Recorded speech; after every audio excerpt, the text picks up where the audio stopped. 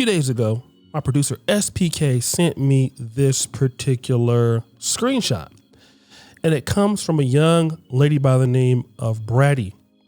And it says, how much to keep a woman monthly? Now, before I get into the details, it's been a big conversation in the red pill community, especially in the Black manosphere community, about the cost of dating in America. Now, before I get into the detail, dating is expensive. Now, for men, we understand it's expensive, right? But let me tell you this, dating is also expensive for women. Women are even complaining about it themselves. Now, let me play this particular clip of a woman in the UK complaining about how expensive dating is even for women. Right, hear me out, okay? I have come to the conclusion one of the reasons I don't go on many dates anymore is because it is too expensive to look good for a date. Like us girls, we want to make a good first impression. We want to look like our dating profile. And quite frankly, we don't want to have to catfish you. So to basically look like our 10 out of 10 selves, we have to spend a bit of money. Like the other day, I got a new foundation because I needed one. I needed to get my new moisturizer. And then I thought, oh, you know what? I'm going to get myself a nice little lipstick. Altogether, £100. And then to deal with the fact that I've spent £100 and I'm depressed about it, I then went and treated myself to an oat flat white, £3.50. Like, it's a lot of money and we shouldn't have to pay so much to just look beautiful. So now let's go to the male perspective. How much is it for you to date if you're a man? Now I understand why rapping women be telling broke dudes to be quiet. They really be doing people favors, bro.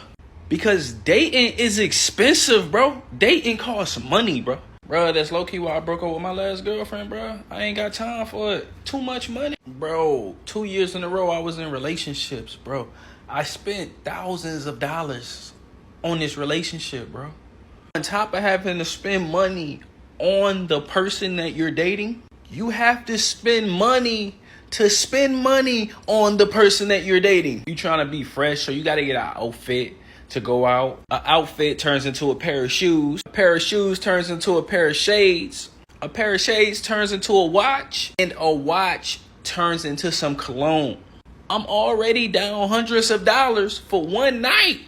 And I'm far from broke. I'm not broke, but I'm cheap. I don't like spending money like that, bro. I don't like seeing a whole bunch of money leaving at once. I grew up in the church. My dad told me for a long time, don't have sex before you're married. Don't have sex before you're married. I did not listen at all. I did my thing. And that's why God sent down these gas prices. I don't want to date nobody right now. I am celibate until the gas goes down below $2. Ain't no way I'm getting in my car and driving over to some lady house so she could give me a headache. Not at this rate. Not with these prices, bro. Bro, I looked up the price of boiled shrimp today. I was like, I want some boiled shrimp. Let me see how much it costs. $23.99, bro. It's like Mr. Krabs owns everything. He owns everything. The grocery store, the seafood restaurants, the gas station. Mr. Krabs is out here. It's official. I'm a gold digger. If you ain't got money, don't talk to me. I don't want to talk. If you're not ready to take care of me, I don't want to talk. I'm a gold digger now. We get married, I'm taking half. It's just that quick. It's just that. I'm taking half, shorty. I'm doing what these shorties doing, man.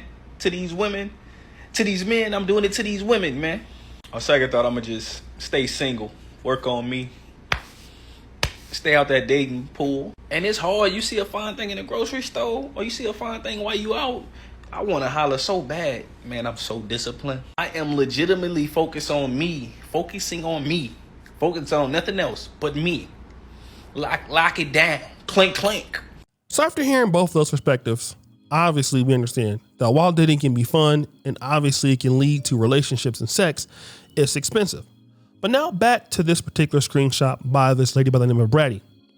She writes, how much to keep a woman monthly? Hair, $450. Now, Some women wear expensive hairstyles, weaves, wigs, things like that. Nails, $350. Lashes and waxes, $350. Makeup, skincare, $250. Clothes and shoes, $500. Groceries, $500. Eating out, $500. Gym membership, $200. Stop the show. What? Like most 24-hour fitnesses are at least under 30 or 40 bucks, but okay. Car note, gas, $500. Vacation fund, $350. Phone bill, $200. Medical insurance, $400. Going out, $750. With a whopping estimate of $5,300. Now, how much is $5,300 over 12 months? $63,600. So $63,600. But now let's look at smartasset.com. And let's say you were to take that same amount of money with a starting amount of $100 and you contributed that $63,600 into an index fund with the average rate of return of 10%, and you gave it 10 years to grow. How much money would you earn over the same time? Well, instead of giving it to the woman, what you will find is that your contributions will be $636,000. But the total interest, if you just left it there, would be a whopping $377,780. That's how much you would have on average if an index fund like the S&P 500 or, FXAIX over at Fidelity, that's the ticker symbol, you would make $377,000 by just putting this money into an index fund. Okay? So now the question is, what if you wanted to do a little of both? Is there a way to, let's say, take $50,000 and put it into that fund and let's say save the other $13,000 by dating? But the question is, dating where? What if you were able to go overseas? And this is what SPK was talking to me about. He's saying this would be a good particular situation for passport bros. Now, let's look at the situation, right? To deal with this lady, you're spending $5,300 a month on her to keep her up monthly. And I do understand women cost a lot of money to keep up. The question is though, all right, what do you get in return for that? Like as far as tangibles, because see, women always talk about when you get things from women, you get love, you get affection, you get sex. But when they ask for things that are tangible, things that you can touch. But what they give to you, they never talk about things that are tangible, right? Things you cannot really deal with or be quantifiable. So my question is, for this amount of money, is your investment going to be worth more than $1 million? 99.99% of the time, it's no. So now, if you can sustain that income, what is your other alternatives? Well, what you can do is, if you can keep that income, you can go to another country. Now, depending on what kind of women you like, you can do Europe, you can do, and even in the certain parts of Western Europe, that amount will get you still. No woman is for the most part spending $5,000 a month. Okay. Most women are not even making $64,000 a year. All right. That's ridiculous. If you go to Poland, if you like women in Germany, you like women in not Ukraine, but in Hungary, or let's say if you're a person, you like the sisters over in Africa, you want to do Ghana, you want to do Uganda, you want to do Kenya, where the average salary is like $300 or $400 a month, you can spend a lot less money and be investing that money into business. And what do you get? You get the same things in, that you would get in America, which is because women typically give emotional stuff. They give, emotional vibes and things like that. Sometimes it's a really, really tangible, but what women do is more of a comfort thing. It's more of a companionship thing. Well, you can get that companionship at a lower rate. And in case you break up, the loss of the money is not as bad as if you lose $64,000 a year. She breaks up with you, and typically what's going to happen is she will take that particular money and it rolls over to the next guy who didn't have to put anything into the pot that you had to put into. So she'll take all your cars, she'll take the money you get, and you can't get it back. Whereas if you put that money into yourself, if she decides to go, you can take that money and have even more assets to wherever you go, even if you decide that you want to date. So why not get the best investment for your money? What can you do if women are requiring you to put that much money into dating? What can you do? Simply don't date in the United States if that's the cost.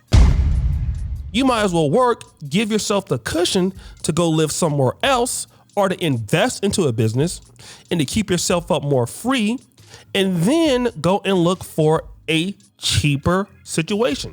Because whatever kind of man you are, women, you're gonna have to be a provider for the most part. There's not so much 50-50, especially if you're looking for a feminine woman. You are gonna be spending some money, but why spend $5,300 a month? And that's typically for a woman that's probably not that attracted to you. All right. That doesn't mean that woman's going to respect you. Doesn't mean that woman's going to care about you. What does it mean? It just means that, hey, this is the cost for you to be with me, and maybe I'll give you something. She could still be talking back to you. She could still be cursing you out. She could be still doing everything else while she keeps all of her money. That's what we're dealing with today, guys. We are dealing with that. And again, I want to say this. Most American men understand that the market is overvalued. Kind of like the real estate prices. It's overpriced. But here's what's going to happen. For ladies who feel that this is what they're worth and some man should do this, and they don't want to question or justify the value of why a man should spend this. Because, if a woman is good enough and is competitive enough, I believe a man can spend it and wouldn't spend any amount of money. But just to say extra upkeep without offering any value doesn't matter. What happens is that all prices come down when there are no buyers. Same thing with the housing market. You got too much supply, not enough buyers, interest rates are growing up. Guess what? Prices come crashing down. But at that time, it may be too late because value can be sought elsewhere. So guys, what do you think? It's your boy, O'Shea Duke Jackson, back at it again with another episode of The Celebrity Junk. I appreciate you for all that you do. Subscribe, hit the bell. We're out.